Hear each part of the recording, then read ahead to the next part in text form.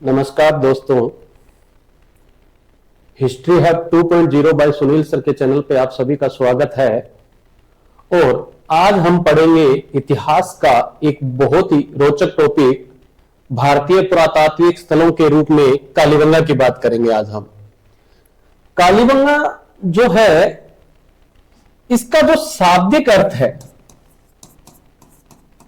कालीबंगा का जो शाब्दिक अर्थ है, क्योंकि बंगा, ये बंगा जो शब्द है ना, इसका अर्थ होता है चूड़ियां।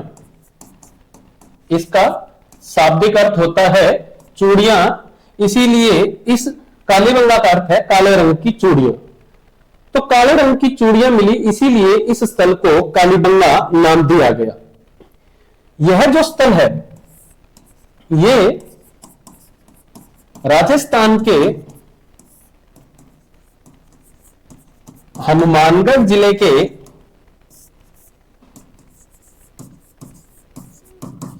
पीलीबंगा तहसील के दायरे में आता है।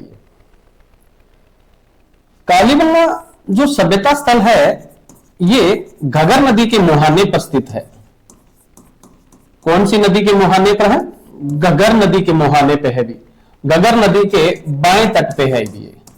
एक बार ये पूछा हुआ प्रश्न है कि कालीबंगा जो सभ्यता है वो घगर नदी के कौन से तट पर स्थित है, बाएं या दाएं? तो बाएं तट पे स्थित है। इस बात का भी हमें ध्यान रहे यहां से भी। इस घगर नदी को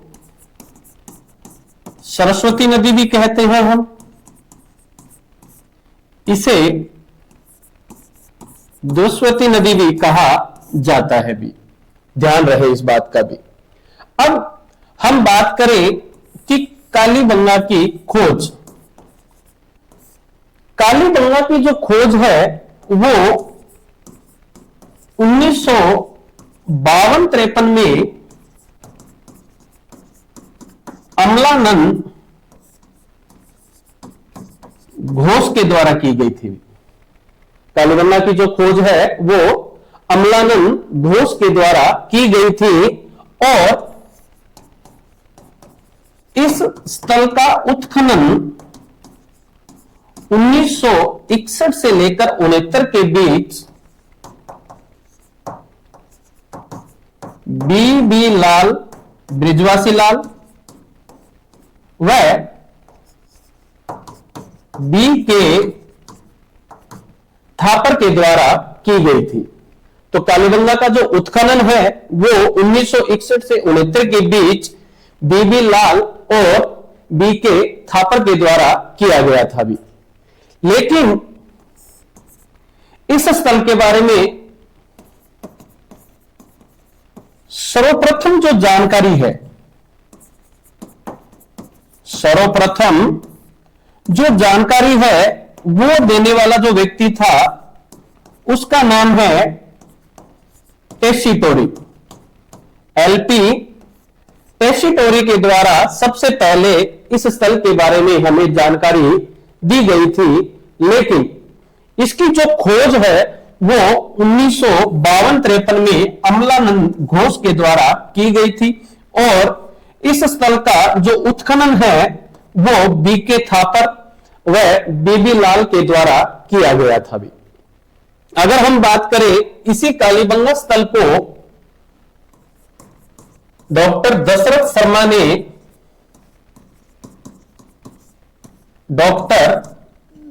शर्मा ने हड़प्पा की तीसरी राजधानी कहा है। क्या कहा है?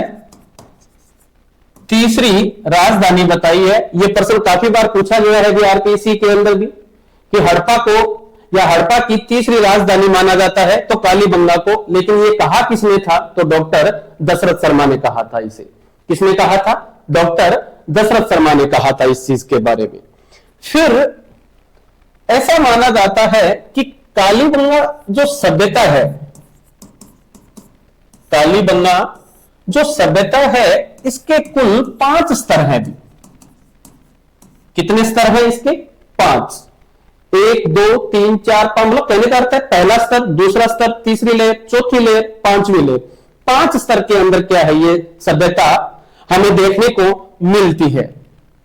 कालीबंगा सभ्यता जो है ये प्राक हड़प्पा सभ्यता भी मानी जाती है और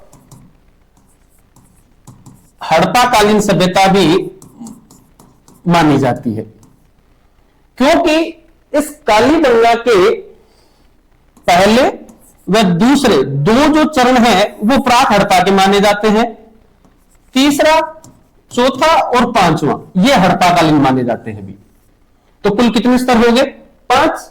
तो प्राक हड़प्पा कहने का अर्थ है कि हड़प्पा सभ्यता से पहले ही यह सभ्यता क्या थी, विद्यमान थी, और हड़प्पा के समकालीन भी यह सभ्यता क्या थी, यहां पे विद्यमान थी। प्राक हड़प्पा कालीन में ऐसा बताया जाता है कि जो दुर्ग थे या जो भी कोई नगर था, जैसा भी जो टीला था, उसके दक्षिण पूर्व में हमें एक महत्वपूर्ण साक्ष्य मिला है भी। यहां से क्या मिला है? महत्वपूर्ण साक्ष्य मिला है, और वो साक्ष्य क्या है? जुते हुए खेत के साक्ष्य। इतना तो मिला, इसी के साथ साथ ये कहते हैं कि जुते हुए खेत से हमें दोहरी फसल मिली है। कौन कौन सी? गेहूं व जौ, ये 2 फसलों के भी हमें यहां से क्या है, साक्ष्य मिलते हैं। यहां से दोहरी कृषि की जाती थी यहां से। इसके साथ साथ अगर देखा जाए तो इस सभ्यता से हमें बाजरा भी मिला है, कपास भी मिली है। अगर कपास का कोई साक्ष्य है तो वो कालीबंगा से ही है भी। और इसके साथ साथ हमें यहां से चावल भी मिला है। क्या मिला है? चावल भी मिला है। ये बात तो आ गई हमारे प्राक हड़प्पा कालीन के अंदर, यहां से भी हमने देखा जो। अब हम बात करते हैं हड़प्पा कालीन की। अगर हम हड़प्पा कालीन देखें तो यहां से हमें 2 टीले मिले हैं भी। कितने टीले मिले हैं? 2 टीले मिले हैं। एक तो मिला है दुर्ग टीला और एक हमें मिला है नगर टीला। 2 टीले मिले हैं भी यहां से, एक दुर्ग टीला और एक नगर टीला। दुर्ग टीले को हम पश्चिम टीला भी कहते हैं भी, और नगर टीले को हम पूर्व टीला कहा जाता है, या हम कहें तो ये ऊंचा नगर और ये निचला नगर। ऊंचा नगर जो है ये क्या था? दुर्ग था। ये क्या था? दुर्ग था। और इस ऊंचे नगर के अंदर इस सभ्यता की या कालीबंगा नगर की प्रशासनिक गतिविधियों की जानकारी मिलती है। किनकी जानकारी मिलती है? प्रशासनिक गतिविधियों की जानकारी मिलती है भी यहां से। और नगर किले की एक विशेषता यह भी बताई जाती है कि इस किले के द्वार जो थे, उस द्वार के पास एक कमरा बना हुआ है। शायद ये गेट कीपर का रहा होगा या गेटमैन का रहा होगा। उस समय कोई भी आता होगा तो उसकी एंट्री होती होगी वहां पे। तो इस तरह के महत्वपूर्ण यहां से हमें क्या है, साक्ष्य मिले हैं भी यहां से। तो कालीबंगा कितने स्तर में मिली? 5 स्तर के अंदर मिली। पहले जो 2 स्तर हैं, 1 और 2, वो जो टीला मिला उस टीले से हमें दक्षिणी पूर्व दिशा के अंदर जुते हुए खेत के क्या है, साक्ष्य मिले हैं, जहां से हमें दोहरी फसल मिली है गेहूं या जौ की। जबकि यहां से हमें बाजरा, कपास और चावल के भी क्या है, साक्ष्य मिलते हैं यहां से। हड़प्पा कालीन सभ्यता जो है वो तीसरे, चौथे और 5वें स्तर की मानी जाती है यहां से।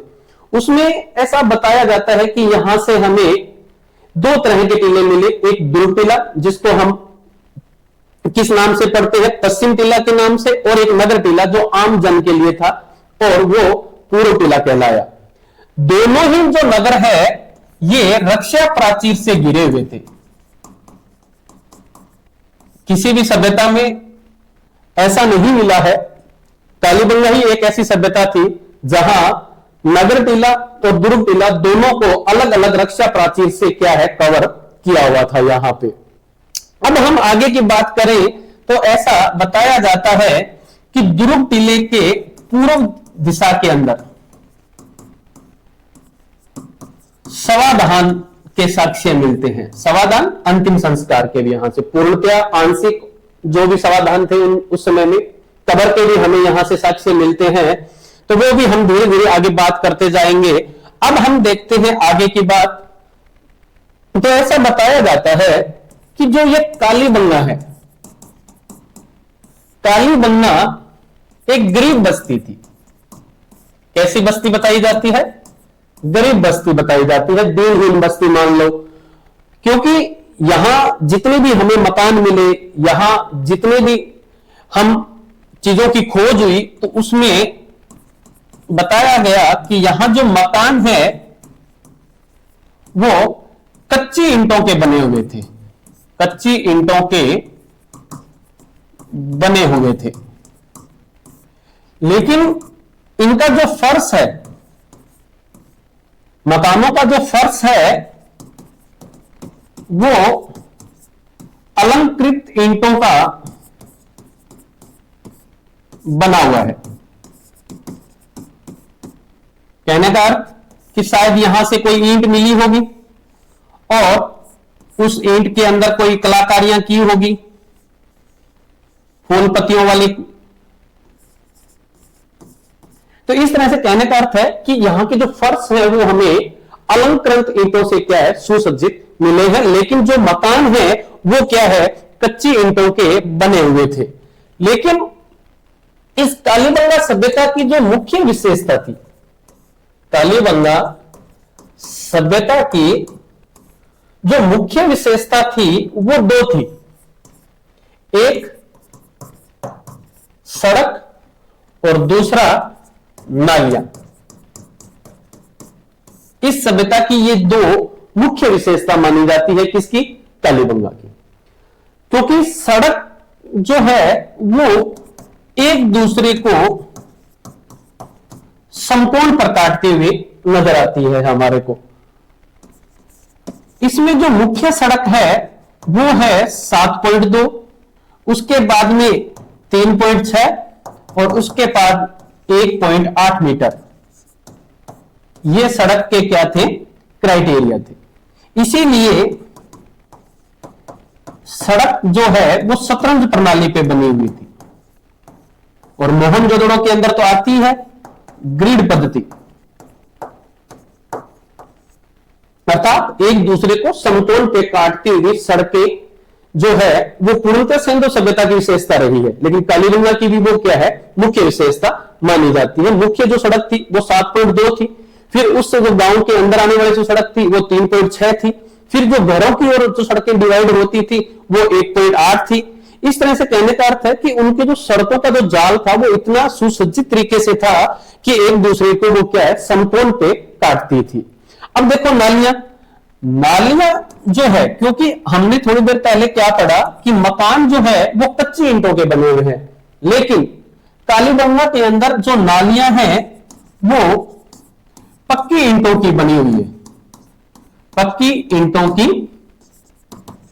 बनी नालियां। ठीक है सर, इसमें क्या विशेष हुआ? ठीक है, अच्छी बात है। लेकिन उस समय में भी ये जो नालियां थी ये ढकी हुई नालियां थी, ढकी थी। कहने का अर्थ कवर था ऊपर से, सीवरेज जिसे हम आज कहते हैं कि मॉडर्न नहीं, ये चीजें हमारी सभ्यताओं के समय से ही है कि वहां उस कालीबंगा वाले दौर के अंदर भी ऐसा माना जाता है कि जो नालियां थी वो कवर थी, बिल्कुल ऊपर से सपाट एकदम अंदर भूमिगत नालियां थी। इसी दौरान ये कहते हैं कि जो मकान या मकानों में नालियां लकड़ी की बनी हुई थी, लकड़ी की बनी हुई थी। तो पहले मकान की जो लकड़ी की बनी हुई जो नालियां हैं वो पहले सड़क पे, फिर मुख्य सड़क की ओर बढ़ती और फिर वो गांव से बाहर की ओर जाती। तो कितनी अच्छी पद्धतियां थी देखो वहां पे। कितना अच्छा चलन था उस समय के दौर में, अगर हम बात करें तो यहां से इस तरह से हमने देखा कि कालीबंगा जो है उसकी जो मुख्य विशेषता जो है वो सड़क और नालियां मानी जाती है। इसके बाद अगर हम बात करें तो कालीबंगा के जो दुर्ग थे उससे हमें 7 अग्निकांड के क्या है साक्ष्य मिले हैं, क्योंकि कालीबंगा जो सभ्यता है ये मातृस्थात्मक नहीं थी भी। यहां से हमें मातृस्थात्मक का कोई भी साक्ष्य नहीं मिलता है भी, लेकिन अग्निकुंड के 7 साक्ष्य मिले हैं और इन अग्निकुंडों के अंदर यह माना जाता है ऐसा अनुमान लगाया जाता है कि यहां पशुओं की बलि दी जाती थी, क्योंकि यहां से हमारे को बैल और 12 सिंगा जानवर के भी हमें क्या है यहां से साक्ष्य प्राप्त होते हैं भी यहां से। फिर अगर हम बात करके देखें तो कालीबंगा से हमें बेलनाकार मोहरें मिली है। बेलनाकार मोहर से हम अनुमान लगा सकते हैं कि कालीबंगा सभ्यता का व्यापार मेसोपोटामिया की सभ्यता के साथ भी रहा होगा, क्योंकि बेलनाकार मोहर जो है वो हमें वहां से भी तो मिलती है, मोहनजोदड़ो से भी मिलती है। तो बेलनाकार मोहर, और इसके साथ साथ ही अगर हम देखें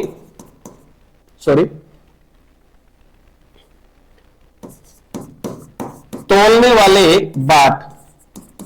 बाट भी मिले हैं हमें यहां से। और इनके साथ साथ अगर हम और देखें तो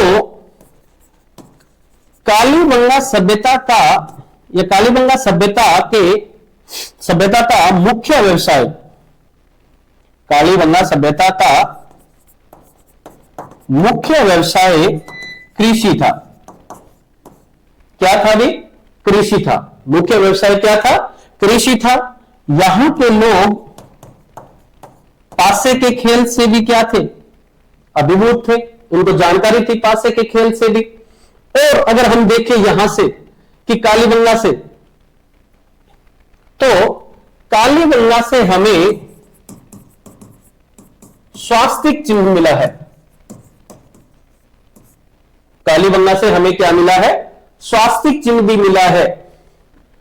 अगर हम इसमें और देखें तो एक कहते हैं कि एक बालक की खोपड़ी से 6 छिद्र मिले हैं। इससे हमें अनुमान होता है कि शायद शल्य चिकित्सा का भी इन लोगों को क्या था? ज्ञान था। किसका ज्ञान था? शल्य चिकित्सा का भी इनको ज्ञान था। आगे अगर हम इसकी मुख्य विशेषता में देखें तो ये इससे कहा, ऐसा माना जाता है कि मकान में दरार देखने को मिली, तो इस चीज से अनुमान लगाया गया है कि यहां भूकंप आया होगा, क्योंकि सरस्वती नदी कभी सूख गई होगी या कोई और रीजन रहा होगा, क्योंकि पानी के बहाव के पास में अगर कोई मकान होता है, जब कोई सूख जाते हैं तो उससे भी दरारें आती है। लेकिन मकान में जो दरारें हैं उनके अनुमान से ऐसा माना जाता है कि शायद कालीबंगा सभ्यता से हमें भूकंप के भी क्या मिलते हैं? साक्ष्य मिलते हैं यहां से भी। अगर इसके बाद में और देखें तो संग्रहालय, कालीबंगा संग्रहालय जो है इसकी जो स्थापना है वो 1995 में की गई थी, जो